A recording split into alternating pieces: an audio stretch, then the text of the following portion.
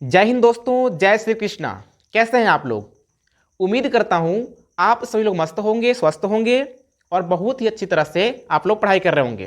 दोस्तों, आज की इस वीडियो में हम लोग देखने वाले हैं कि वैद्युत द्विध्रुव के कारण वैद्युत क्षेत्र की तीव्रता। दोस्तों, वैद्युत द्विध्रुव के कारण वैद्युत क्षेत्र की तीव्रता दो कंडीशन में निकलता है। पहला होता है अक्षीय स्थिति और दूसरा होता है निरक्षीय स्थिति। तो आज हम लोग अक्षीय स्थिति में वैद्युत द्विध्रुव के कारण उत्पन्न वैद्युत क्षेत्र की तीव्रता ज्ञात करने सीखेंगे। तो आइए देखते हैं। दोस्तों, यहाँ पे हमने कुछ बातों को पहले से ही लिख रखा है, तो अभी आपको उस पर ध्यान नहीं देना है। उसको मैंने पहले इसलिए लिख रखा है क्योंकि हमको कभी कभी जो बात समझाते हैं उसी बात को लिखना पड़ता है। तो जो मैं समझाऊंगा उस बात को आप अच्छे से देखिएगा तो आपको ये वाला ऑटोमेटिक ही समझ में आ जाएगा, यानी आपको लिखने की ज़रूरत भी नहीं पड़ेगा। लेकिन कुछ लोग नहीं समझ पाते हैं कि कैसे लिखना है, इसलिए उनके लिए मैंने यहाँ पे लिख दिया है। तो मैं आपको लास्ट में समझा भी दूंगा, आप टेंशन मत लीजिएगा। पहले ध्यान से देखते हैं। जैसा कि आपको पता है दोस्तों, वैद्युत द्विध्रुव क्या होता है, तो मैंने आपको बताया था कि वह निकाय जिसमें दो समान परंतु विपरीत आवेश अल्पतम दूरी पर स्थित होते हैं उसे कहते हैं वैद्युत द्विध्रुव। जैसे कि मान लीजिए मेरे पास एक वैद्युत द्विध्रुव है, ये है, मान लीजिए इसको बोलते हैं दोस्तों। एक काम कर, थोड़ा बड़ा बनाते हैं ताकि अच्छे से समझ आए। मान लीजिए मेरे पास एक वैद्युत द्विध्रुव है जिसको पहले बिंदु को ए मानते हैं और दूसरे बिंदु को बी मानते हैं। ऐसा मान लेते हैं कि माना पहले बिंदु पर माइनस क्यू आवेश है और दूसरे बिंदु पर प्लस क्यू आवेश है। भाई, मैंने बताया है कि वैद्युत द्विध्रुव में दो समान परंतु विपरीत आवेश होते हैं। तो यहाँ पे एक माइनस है, एक प्लस है दोस्तों, और इसके जो बीच का दूरी होता है दोस्तों वो होता है 2L। क्या होता है? 2L। इसी को तो कहते हैं वैद्युत द्विध्रुव, जैसा कि आपने पहले पढ़ा है और मैंने आपको बताया है। ये हो गया दोस्तों बीच की दूरी 2L।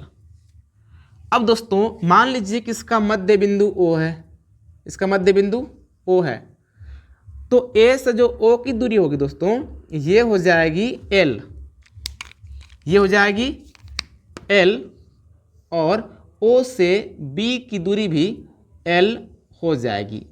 इसीलिए तो L और L होता है 2L। उम्मीद है आपको इतनी बातें समझ में आ रही है। अब दोस्तों इसी A और B के अक्ष पर कोई एक बिंदु P स्थित है, यानी इसके अक्ष मतलब ऐसे, इसके अक्ष पर मान लीजिए कि एक बिंदु P स्थित है दोस्तों, और इसी पर हम लोग को वैद्युत क्षेत्र की तीव्रता ज्ञात करनी है। अब दोस्तों बात समझिएगा, प्लस क्यू के कारण जो वैद्युत क्षेत्र की तीव्रता होगी दोस्तों वो इस दिशा में लगेगी, जिसको बोल लेते हैं E1, और माइनस क्यू के कारण जो वैद्युत क्षेत्र की तीव्रता होगी दोस्तों उसकी दिशा इस साइड होगी, इसको बोलते हैं हम लोग E2। तो इस तरीके से मुझे उम्मीद है कि आपको बातें समझ में आ रही है, और इन्हीं बातों को मैंने ऊपर लिखा है, अभी आपको समझाता हूं। जैसे कि हम लोग को P पर वैद्युत क्षेत्र की तीव्रता ज्ञात करनी है दोस्तों। ये वाला जो B था ये प्लस आवेश था, इसलिए इसकी दिशा इधर थी, और इसकी देखिए माइनस आवेश है, इसलिए इसकी वैद्युत क्षेत्र की तीव्रता की दिशा इधर है दोस्तों। उम्मीद है आपको इतनी बातें समझ में आई है। अब देखते हैं कि जो मैंने ऊपर लिखा है उसमें मैंने क्या लिखा है। तो जो मैंने यहाँ बताया था उसी बात को मैंने ऊपर लिखा हूँ। जैसे कि मैंने लिखा है कि माना एक विद्युत द्विध्रुव AB है, जो कि दोस्तों यहाँ पर आपको दिखाई दे रहा है, जो ऐसे माध्यम में स्थित है जिसका परावैद्युतांक दोस्तों K है। वैद्युत द्विध्रुव प्लस Q तथा माइनस Q आवेश से मिलकर बना है दोस्तों। जैसा कि मैंने पहले ही आपको बताया था कि जो वैद्युत द्विध्रुव होता है वो दोस्तों एक प्लस Q एक माइनस Q आवेश से मिलकर बना होता है, जिसके बीच की अल्पतम दूरी 2L होता है। तो मैंने सेम वही बातें लिखी है। अब दोस्तों आगे मैंने क्या लिखा है कि वैद्युत द्विध्रुव के मध्य बिंदु O से, यानी दोस्तों इस वैद्युत द्विध्रुव के मध्य बिंदु O से आर दूरी पर, यानी कि O से R दूरी पर एक बिंदु P है। देखिए ये बिंदु जो है R दूरी पर स्थित है और इसी बिंदु पर हम लोग को वैद्युत क्षेत्र की तीव्रता ज्ञात करनी है। अब दोस्तों इस P पे प्लस Q आवेश के कारण और माइनस Q आवेश के कारण, दोनों कारण ही वैद्युत क्षेत्र की तीव्रता उत्पन्न होगी। अब देखिए जैसे ही आप जो सिद्ध करेंगे तो आपको एक पहले से ही दिमाग में आना चाहिए कि हमें क्या क्या चाहिए होगा। जैसे कि आपको पता है कि वैद्युत क्षेत्र की तीव्रता का सूत्र होता है E बराबर 1/4πε0 Q/r²। अब दोस्तों R क्या होता है? बीच का दूरी होता है। तो अगर हम लोग माइनस Q के कारण निकालेंगे तो इसके मतलब कि हम लोग को माइनस Q से P के बीच की दूरी पता होना चाहिए और प्लस Q से भी P के बीच की दूरी पता होना चाहिए, तो वो भी हम लोग पता कर लेंगे। अब दोस्तों लिखते कैसे हैं आपको समझाते हैं अच्छे से। जैसे कि मैं लिखता हूं कि माना माइनस Q आवेश के कारण, माइनस Q आवेश के कारण उत्पन्न विद्युत क्षेत्र की तीव्रता, विद्युत क्षेत्र की तीव्रता दोस्तों देखिए माइनस Q के कारण दोस्तों होगा E2 है, तथा प्लस Q के कारण, प्लस Q के कारण उत्पन्न विद्युत क्षेत्र की तीव्रता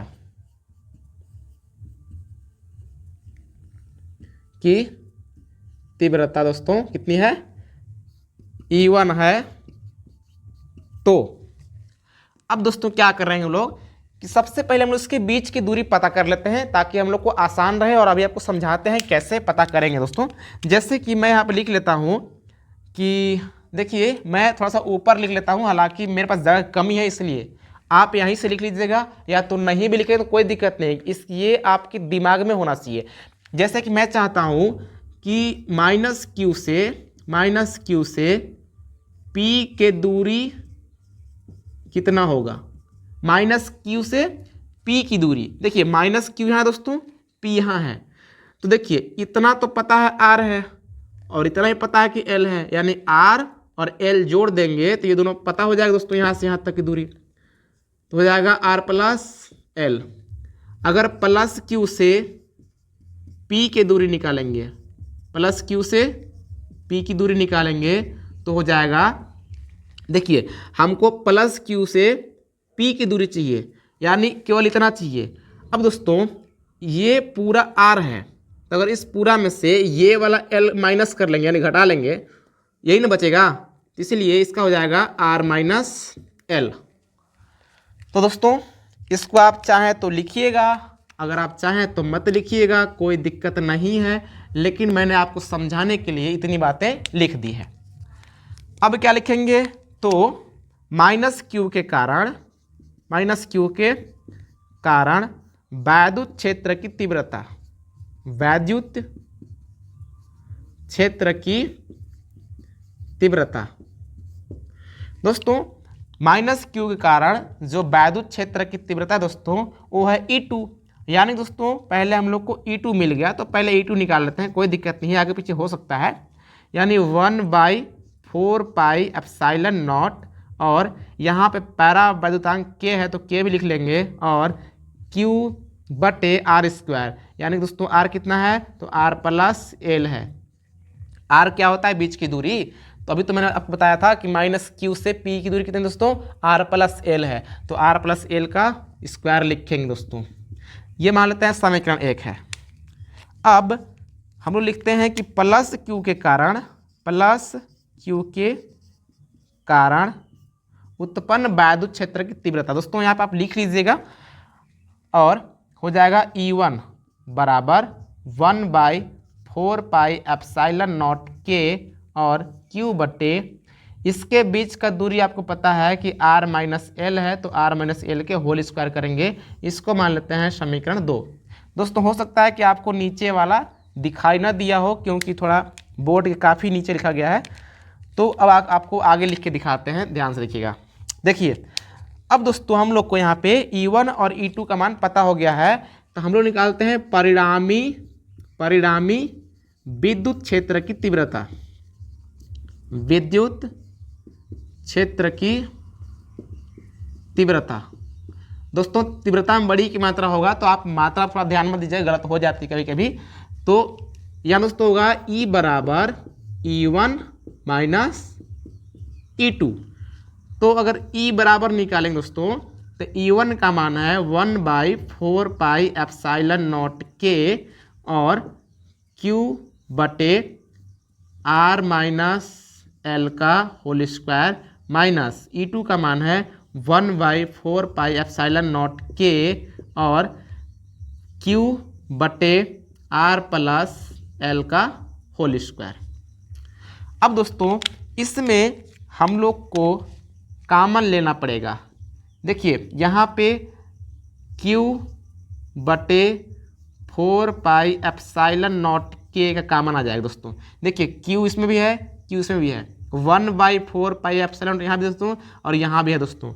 तो इसका हम लोग पूरा कॉमन ले लेंगे, तो यहाँ बचेगा 1/R माइनस L का whole square minus 1/R plus L का होल स्क्वायर, ये दोस्तों बचेगा। अब दोस्तों आप लोग अगर चाहें तो स्क्रीनशॉट ले सकते हैं, क्योंकि मुझे यहाँ पे थोड़ा मिटाना पड़ेगा।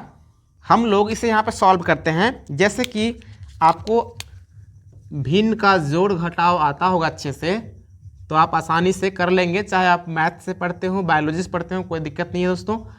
और चलिए मैं पूरा ही आपको करके दिखाता हूँ। जैसे कि देखिए इसका मल्टीप्लाई 1 में कराएंगे तो हो जाएगा R प्लस L का होल स्क्वायर माइनस इसका मल्टीप्लाई कराएंगे 1 में तो हो जाएगा R माइनस L का होल स्क्वायर, और बटा में हो जाएगा दोस्तों R square minus L square का होल स्क्वायर। और दोस्तों इसको बंद कर लेते हैं। अब समझिएगा कि E बराबर हो जाएगा Q बटे 4 पाई एप्सिलॉन नॉट K, और दोस्तों इसको A प्लस बी के होल स्क्वायर पे और इसको A माइनस बी के होल स्क्वायर पे खोलेंगे तो हो जाएगा R square plus L square plus 2RL, और यहाँ पे देखिएगा माइनस, यहाँ हो जाएगा R square minus L square और प्लस में 2RL। अब दोस्तों आपको और बातें समझाता हूँ कि ऐसा यहाँ क्यों हो जा रहा है। देखिए इस कोष्टक के बाहर माइनस है ना, तो इस कोष्टक के अंदर अगर आप लिखेंगे तो हो जाएगा R square plus L square minus 2RL होगा। लेकिन दोस्तों ये माइनस है ना, जब कोष्टक खुलेगा तो चिन्ह बदलता है, मतलब प्लस का माइनस और माइनस का प्लस करेगा दोस्तों। और देखिए यहाँ पे हम लोग लिख लेते हैं कि R के पावर 4। ऐसा क्यों लिख रहे हैं आपको समझाते हैं दोस्तों। यहाँ पे जो L है R की अपेक्षा एकदम छोटा है दोस्तों, यानी कि L का जो मान है R की अपेक्षा एकदम नहीं के बराबर है, यानी कि चूँकि जो R का मान है दोस्तों क्या है, एकदम बड़ा है किसके अपेक्षा, L के अपेक्षा। इसीलिए हम लोग L को छोड़ देते हैं, तो इस प्रकार से L तो ख़त्म हो जाएगा, लेकिन यहाँ हो जाएगा R के पावर 4। अब समझते हैं, यहाँ R स्क्वायर से R स्क्वायर कट जाएगा, L स्क्वायर से L स्क्वायर कट जाएगा, और कितना बचेगा Q बटे 4 पाई एप्सिलॉन नॉट K, यहाँ हो जाएगा दोस्तों 4RL, और बट्टा में हो जाएगा R के पावर 4।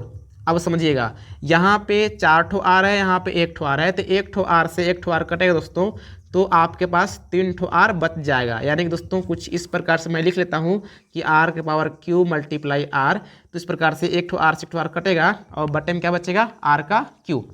अब समझिएगा E बराबर Q, दोस्तों इसको ऐसे लिख सकते हैं ना कि 1/4 पाई एप्सिलॉन नॉट K, और इसको लिख सकते हैं 4QL बटे RQ।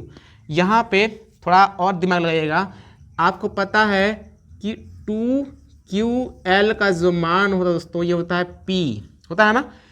तो यहाँ पे इसको हम लोग बनाने का प्रयास करेंगे 2QL, यानी कि 4 पाई एप्सिलॉन नॉट K इसको लिख सकते हैं 2 × 2QL और RQ।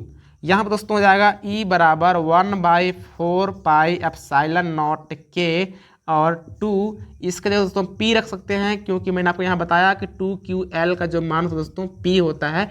यह आपको मैंने बताया था वैद्युत द्विध्रुव आघूर्ण में कि वैद्युत द्विध्रुव आघूर्ण क्या होता है दोस्तों, कि वैद्युत द्विध्रुव के कोई एक ठो आवेश और उसके बीच के अल्पतम दूरी के गुणनफल को कहते हैं, तो उसे हम लोग P से दर्शाते थे। तो यहाँ पे 2QL की जगह पे P रखेंगे, बट्टा हो जाएगा दोस्तों R का Q। तो ये हम लोग को मिल गया अक्षीय स्थिति में सूत्र।